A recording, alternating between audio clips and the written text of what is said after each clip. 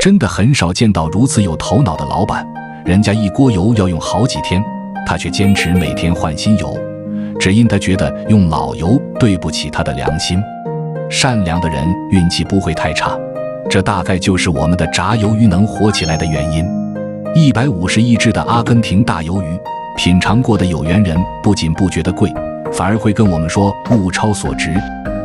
生意好时，偌大的小摊每天迎来送往的顾客足足有几百人，其中光是葱蒜洋葱都要消耗不少，还有让顾客随便添加的多种酱汁。满满一碗的酥脆炸鱿鱼，或许你可以过来满足一下你的味蕾。